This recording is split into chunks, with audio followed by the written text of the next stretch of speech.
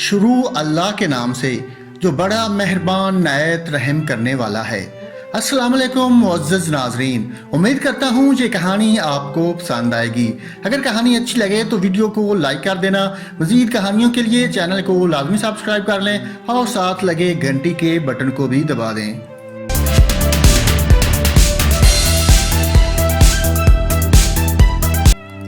ایک دفعہ کا ذکر ہے، ایک بادشاہ ہوا کرتا تھا، نہایت ظالم بادشاہ تھا، جس کی رعایا کسان پیشہ تھی، چھوٹی موٹی کھیتی باڑی اور مویشی پال کر گزارا کرتی تھی۔ اس راج دہانی کے بادشاہ نے رعایا پر بے حد لگان اور مسئولات لگا رکھے تھے، جن کو حاصل کرنے کے لیے نہایت ظالم اور شفاق اعمال مقرر کر رکھے تھے۔ اعمال گھر گھر کی تلاشی لیتے، جس گھر میں ان کو تھوڑا سا بھی فالتو اناج نظر آتا اسے بحق سرکار ضبط کر لیتے، اور کبھی کبھار تو اگلی فصل آنے تک زندہ رہنے کی خاطر کھانے کے لیے جو غلہ اناج کسان اپنے گھروں میں ذخیرہ کر لیتے، بادشاہ کے بد نیت اعمال وہ غلہ بھی اٹھا کر لے جاتے، اور نوبت یہاں تک آ جاتی کہ لوگ بھوکوں مرنے لگتے یا مانگ تانگ کر گزارا کرنے پر مجبور ہو جاتے۔ اس کے علاوہ کسانوں کے تندرست اور قیمتی جانور جو کسانوں نے بڑی محنت سے اس امید سے پالے تھے کہ مشکل وقت میں بیچ کر اپنا مشکل وقت ٹال لیں گے، بادشاہ کے بدکماس اعمال ان قیمتی جانوروں پر بھی قبضہ جما لیتے۔ بس چلتا تو کسانوں کی جوان بہو بیٹیوں کو بھی اٹھا لے جاتے، اور کسان خوف سے اپنی جوان بہو بیٹیوں کو بادشاہ کے بدکماس اعمال سے چھپا کر رکھتے۔ الغرض اس بادشاہ کے دور میں کوئی ایسا ظلم نہیں تھا جو رعایا پر نہ ڈھایا جا رہا ہو۔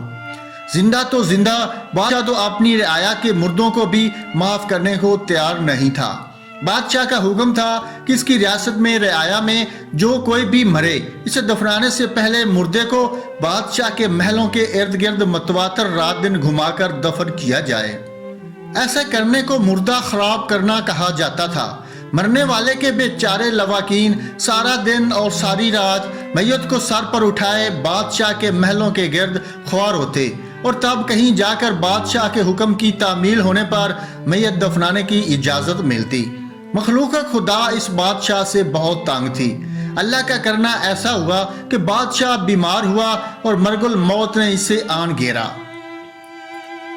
اس ظالم بادشاہ کو ہر ظالم بادشاہ کی طرح یہ فکر دامن گیر ہوئی کہ اس نے ساری عمر کوئی ایسا کام نہیں کیا جس پر اس کے مرنے کے بعد اس کی رعایا سے اچھے لفظوں میں یاد کرے گی، جبکہ اس نے ایسے بہت سے اقدام البتہ ضرور کر رکھے ہیں کہ اس کے مرنے کے بعد رعایا اسے ہمیشہ برے الفاظ میں یاد کرے۔ اس فکر میں پریشان ہو کر بادشاہ نے اپنے ولید شہزادے کو طلب کیا اور اسے اپنا مدعا بیان کیا کہ دیکھو، میں نے اس بادشاہ کی حفاظت کے لیے جو اب تمہیں ملے گی بہت سے ایسے اقدام کیے ہیں جن پر رعایا مجھ سے ناخوش ہے، اور اب میرا مرنے کا وقت قریب آ گیا ہے، اس لیے تم پہ لازم ہے کہ میرے مرنے کے بعد کچھ ایسے اقدامات اٹھانا کہ رعایا مجھے اچھے لفظوں میں یاد کرے۔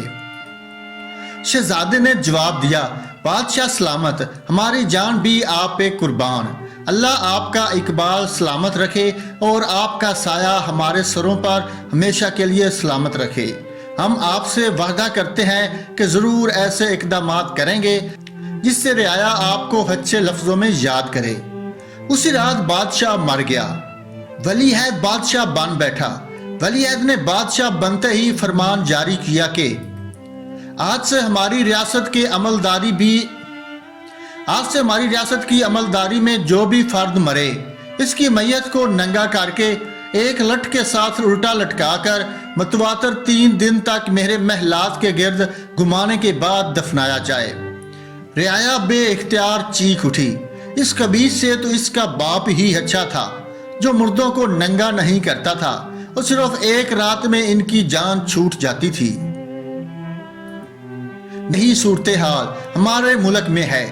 ہم کہتے ہیں کہ کوئی نیا حکمران آئے اور ہمارے لیے کچھ آسانیاں پیدا ہوں، مگر جو بھی آتا ہے عوام کے لیے مزید پریشانیاں اور تکالیف پیدا کرتا ہے، اور ہم کہتے ہیں کہ اس سے اچھا تو پہلے والا ہی تھا۔